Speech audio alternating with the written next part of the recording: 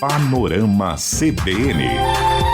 Nos destaques do Panorama CBN de hoje, eu te conto que Câmara conclui a aprovação de uma medida provisória que obriga planos de saúde a cobrir tratamento oral contra o câncer. Hoje também teve climão na reunião entre os ministros das Relações Exteriores da Rússia e do Reino Unido. E morre o cientista que descobriu o vírus da AIDS. Olá para você que está ouvindo o Panorama CBN. Eu sou a Juliana Prado e vou te contar em menos de 30 minutos tudo o que foi notícia nesta quinta-feira, dia 10 de fevereiro de 2022. Panorama CBN. Abre essa edição falando sobre a CPI da Covid. Você estava com saudades? Se você está, sinto lhe dizer que a CPI não vai voltar. Na verdade, a cúpula da CPI da Covid pediu ao presidente do Supremo Tribunal Federal a adoção de providências sobre as investigações abertas após a entrega do relatório final dessa comissão. Porque desde novembro, a Procuradoria-Geral da República enviou ao STF 10 petições envolvendo as autoridades com foro privilegiado. Mas essa documentação está sob sigilo e nem os senadores sabem exatamente do que se trata. E a cúpula da CPI diz que só teve acesso a uma das petições na terça-feira, quando se reuniu com um grupo de procuradores. E os membros da CPI disseram que o Procurador-Geral da República, Augusto Aras, tem emperrado as investigações contra os 80 indiciados, incluindo o presidente Jair Bolsonaro. E agora, mais de 3 meses depois da entrega do relatório, a CPI afirma que o Ministério Público Federal pediu para que os senadores deem mais detalhes e individualizem as provas reunidas. E ontem à noite, o presidente do Supremo Tribunal Federal, Luiz Fux, recebeu o presidente da CPI, Omar Aziz, e o vice, Randolph Rodrigues, e também Renan Calheiros, que era relator da CPI da Covid. E Omar Aziz disse para nossa repórter em Brasília, Thaís Oliveira, que os senadores pediram para que as 10 petições sejam convertidas em investigações. O pedido é simples, é que, em vez de petição, se torne inquérito e que se levante o sigilo. Criamos um observatório. Esse observatório tem a obrigação de fazer o acompanhamento de como está indo as investigações, né? Depois dessa reunião, o STF divulgou uma nota hoje dizendo que Fux vai analisar o pedido dos senadores e vai verificar se há procedimentos possíveis por parte da presidência ou se cabe apenas aos relatores dos casos levantar esses sigilos. E ontem também o Tribunal Penal Internacional de Haia, na Holanda, recebeu o relatório final da CPI. A comissão acusou Bolsonaro de crime contra a humanidade que tem um alcance internacional. Aproveitando que eu estou falando de Congresso, hoje a Câmara dos Deputados aprovou uma medida provisória que obriga os planos de saúde a cobrirem remédios de uso oral contra o câncer. Essa MP, ela foi enviada pelo governo, perderia a validade nessa quinta-feira se não fosse aprovada hoje pelo Congresso. E ontem o texto foi modificado pelo Senado e por isso precisou voltar à Câmara. E aí foi aprovado e agora segue para a sanção do presidente Jair Bolsonaro.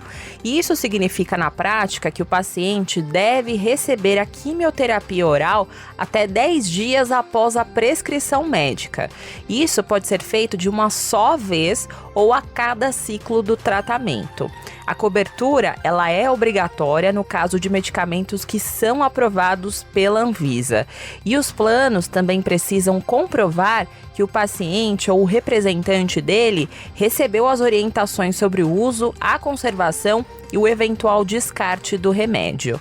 Na votação de hoje, os deputados federais mantiveram uma mudança que foi feita pelos senadores que proíbe os planos de saúde de aumentarem o preço fora do prazo legal. E a líder do PSOL na Câmara, Sâmia Bonfim, disse que essa medida visa resguardar os consumidores. Ele visa impedir que haja reajuste fora dos prazos determinados por lei em função da incorporação desses novos procedimentos. Isso pode se tornar uma prática comum, porque podem alegar que, houve um aumento dos custos, mas quando existe essa atualização dos procedimentos, na verdade, é mais garantia de acesso à saúde para aqueles que pagam os planos de saúde, que já têm preços abusivos e já são sujeitos a uma série de arbitrariedades cotidianas, né? Quando às vezes tenta o procedimento e não consegue. Agora, a Agência Nacional de Saúde Suplementar, a ANS, vai ter um prazo de 120 dias, prorrogáveis por mais 60, para incluir os tratamentos orais no rol de procedimentos dos planos de saúde. Vou falar de pandemia agora porque o Observatório Covid-19 da Fiocruz divulgou aquele boletim que eles divulgam toda semana sobre uma análise das taxas de ocupação de leitos de UTI para adultos no SUS.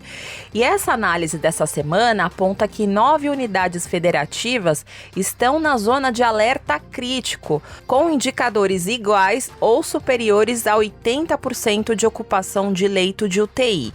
Isso acontece em Tocantins, por exemplo, com 81%, Piauí com 87%, Rio Grande do Norte com 89% e Pernambuco com 88%. Além disso, 11 estados estão na zona de alerta intermediário e 7 fora da zona de alerta. Entre as capitais, 15 estão na zona de alerta crítico, como Porto Velho com 91%, Rio Branco com 80%, Palmas com 81%, Teresina com 83% e Fortaleza com 85%. E para os pesquisadores do Observatório Covid-19, a persistência de taxas de ocupação de leitos de UTI em níveis críticos nos estados e capitais do Nordeste, Centro-Oeste e também no Espírito Santo chama a atenção. Já Belo Horizonte, Rio de Janeiro e São Paulo parecem seguir na tendência de queda do indicador, segundo os pesquisadores da Fiocruz. E uma informação complementar a essa é que pesquisadores da Faculdade de Medicina de São José do Rio Preto, a FAMERP, que fica no interior de São Paulo, constataram que a vacinação contra a Covid-19 reduziu o risco de internação e mortes pela doença, mesmo em pacientes que tinham várias comorbidades, como, por exemplo, problemas de coração e diabetes. E entre os vacinados, apenas a idade acima de 60 anos e a doença renal permaneceram como fator de risco. Já problemas de saúde como os de coração, fígado, neurológicos, diabetes ou comprometimento imunológico foram relacionados a um risco maior de internação pela Covid apenas para os não vacinados.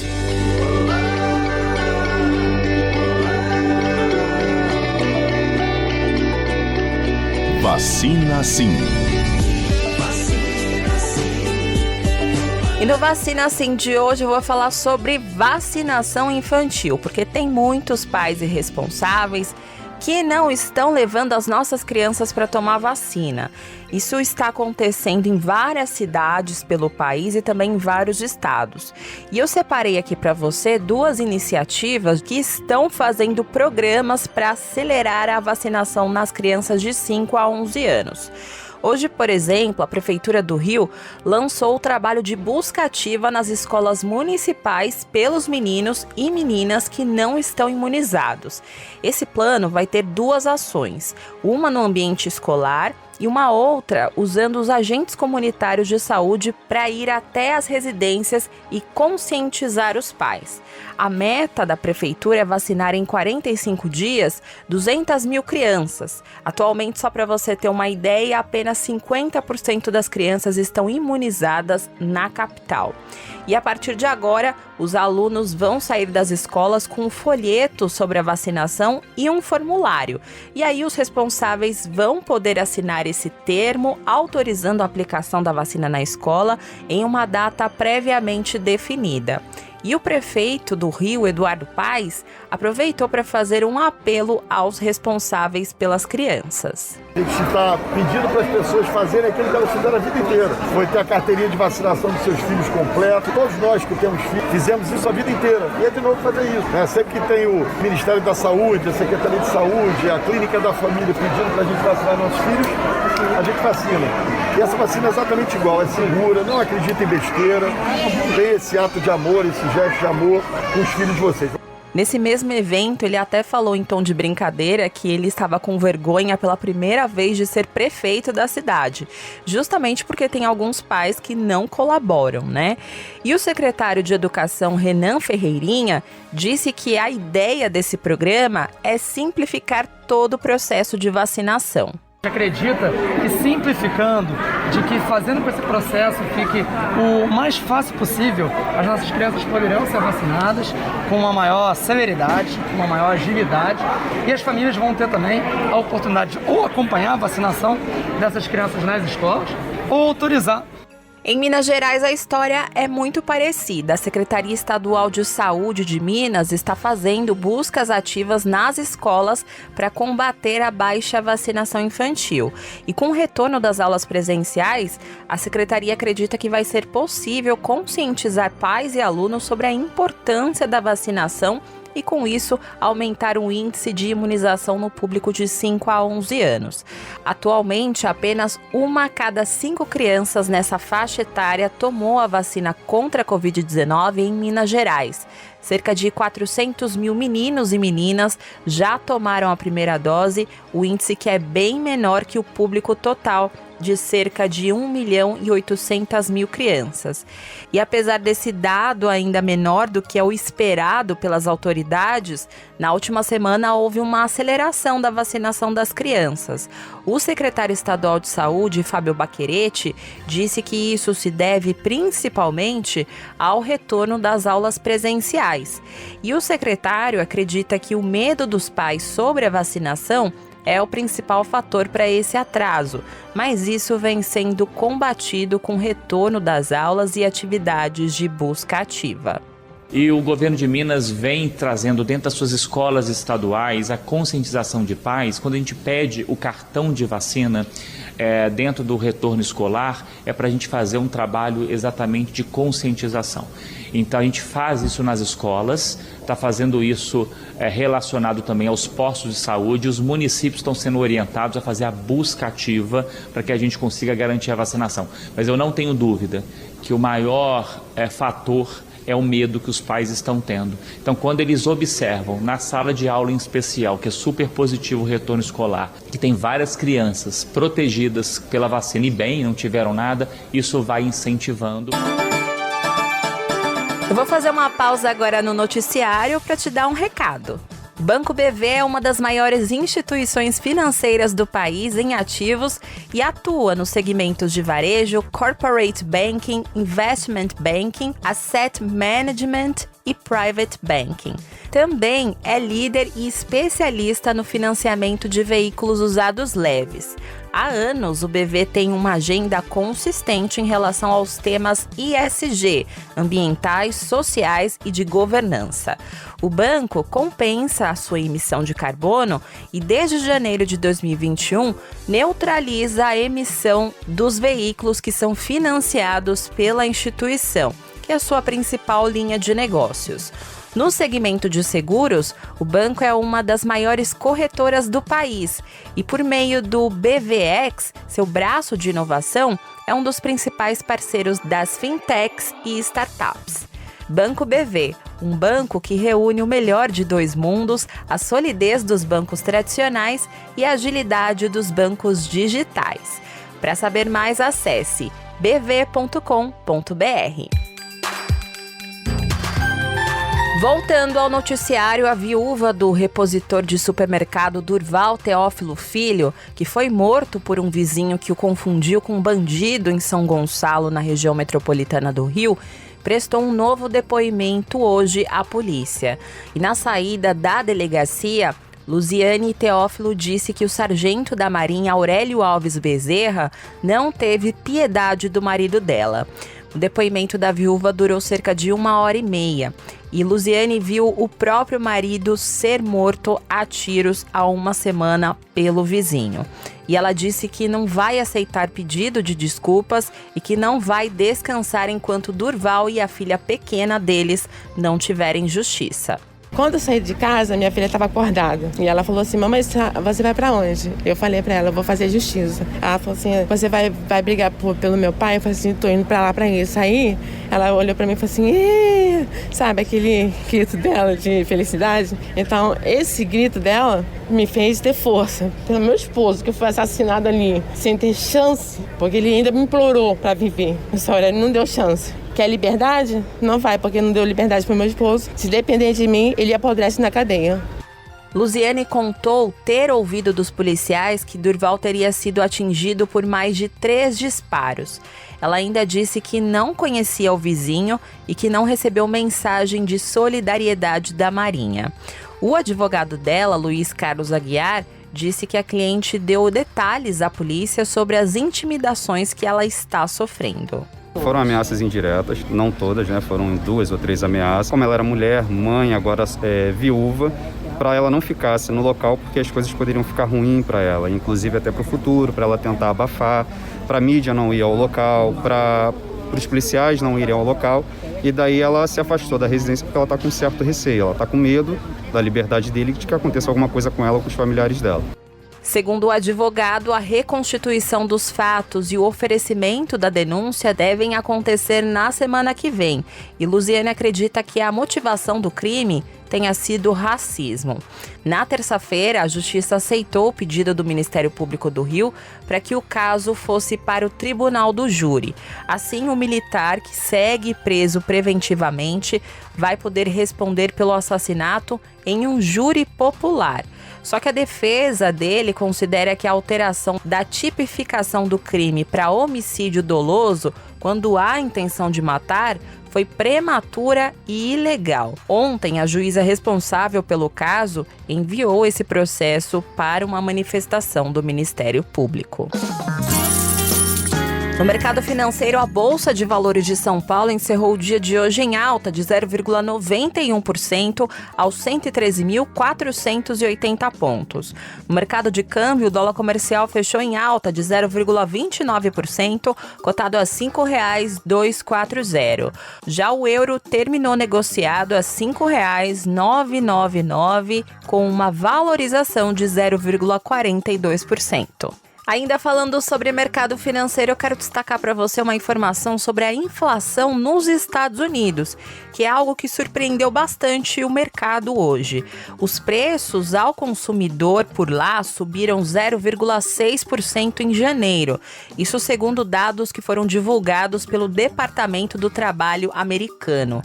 E com o resultado, acumulam uma alta de 7,5% em 12 meses, acima dos 7% de dezembro, e essa é a maior taxa para o acumulado em 12 meses desde 1982. O resultado do mês passado foi impulsionado pelas altas dos alimentos, eletricidade e moradia. E a economia norte-americana está enfrentando uma inflação alta à medida que a pandemia de Covid prejudica as cadeias de abastecimento. No mundo todo isso acontece. E esse alto custo de vida nos Estados Unidos está pesando no índice de aprovação do presidente Joe Biden. No cenário internacional, o clima está bem tenso, hein? Hoje, o ministro das Relações Exteriores da Rússia, Sergei Lavrov, acusou a diplomata do Reino Unido, Liz Truss, de arrogância e de se recusar a ouvir os pedidos russos. Essa conversa aconteceu em um encontro tenso que destacou ainda mais o abismo entre os dois países sobre a crise na Ucrânia. E após esse encontro, o diplomata russo fez uma coletiva, inclusive estava ao lado da diplomata britânica. E mesmo assim, ele não se intimidou. Ele disse: "Estou honestamente desapontado que o que temos é uma conversa entre um mudo e um surdo. Nossas explicações mais detalhadas caíram em terreno despreparado." E não para por aí, o chanceler russo disse que as conversas entre os dois países estão mais congeladas que os solos russos no período de inverno. E ele falou exatamente isso. Eles dizem que a Rússia está esperando até que o solo congele como uma pedra para que os seus tanques possam cruzar facilmente o território ucraniano. Acho que o terreno estava assim hoje com os nossos colegas britânicos. Quem lembra das aulas de história sabe que dificilmente os militares de alguns países sobreviveram ao inverno rigoroso da Rússia, né? Então, nesse pronunciamento aí, teve um recadinho aí nas entrelinhas.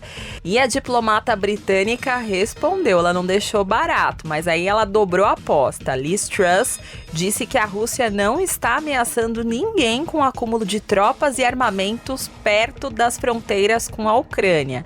Ela disse: não vejo outra razão para ter 100 mil soldados estacionados na fronteira além de ameaçar a Ucrânia. E se a Rússia leva a diplomacia a sério, eles precisam remover essas tropas e desistir das ameaças.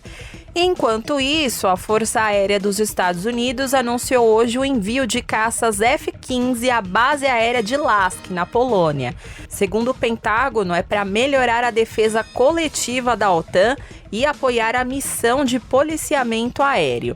E um rápido comentário de geografia aqui para você: a Polônia faz parte da Aliança Militar, a OTAN, e faz fronteira ao leste e ao norte com a Ucrânia, Belarus e um pequeno pedaço da Rússia na Europa, além da Lituânia, ou seja, é um país bem estratégico. E esse anúncio dos Estados Unidos acontece dias depois de caças F-15 interceptarem aeronaves russas no Mar Báltico, ao mesmo tempo que soldados americanos começaram a desembarcar na Romênia, país que também é membro da OTAN e também faz fronteira com a Europa. E para fechar o noticiário internacional de hoje, temos uma triste notícia para a ciência, porque Luc Montagnier, cientista que descobriu o vírus da AIDS, morreu em um hospital no subúrbio de Paris. O francês tinha 89 anos e recebeu o Nobel de Medicina em 2008. Montagnier e François Barré dividiram esse prêmio Nobel pelo trabalho no Instituto Pasteur em Paris, ao isolar o vírus da imunodeficiência humana, que é o HIV. E essa conquista acelerou o caminho para testes da doença e medicamentos antirretrovirais que mantêm a doença sob controle. A AIDS, que é a síndrome da imunodeficiência adquirida, chegou ao conhecimento público pela primeira vez em 1981, quando médicos norte-americanos notaram um grupo em comum de mortes entre jovens gays na Califórnia e em Nova York. E Montagnier teve uma rivalidade com o cientista americano Robert Gallo, no trabalho inovador na identificação do HIV no departamento de virologia que criou em Paris em 1972. Só que ambos são creditados com a descoberta de que o HIV causa AIDS. E as alegações deles levaram por vários anos a uma disputa legal e até diplomática entre a França e os Estados Unidos. E o trabalho do cientista francês começou em janeiro de 1983, quando amostras de tecido chegaram ao Instituto Pasteur de um paciente com uma doença que destruiu misteriosamente o sistema imunológico. E se você quiser saber mais sobre essa história da descoberta do vírus e como surgiram os primeiros casos, eu tenho uma indicação de um filme para você. Se chama, em português, E a Vida Continua. É um filme da HBO que foi feito em 1993. É baseado em um livro que tem o mesmo nome, baseado em fatos reais, e conta toda a história da descoberta dessa rivalidade entre Montagnier e Gallo. Além, é claro, mostra a importância sobre a doença, sobre a prevenção dela, para que isso não aconteça de novo. Então fica a dica aí para você. Panorama CBN.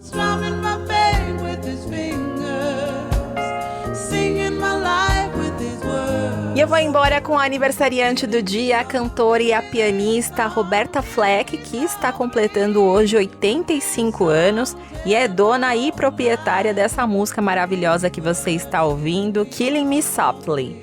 E é com esse clássico do R&B que eu vou ficando por aqui em mais uma edição do Panorama CBN. E muito obrigada pela companhia de hoje. O roteiro dessa edição foi escrito por mim, a montagem e a sonorização são do Adriano Bernardino, o Dri.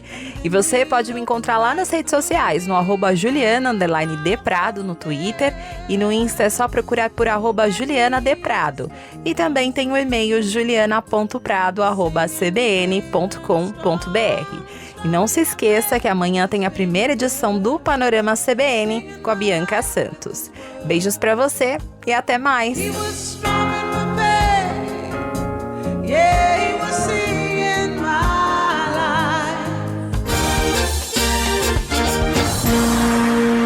Panorama CBN. As principais notícias do dia em menos de meia hora.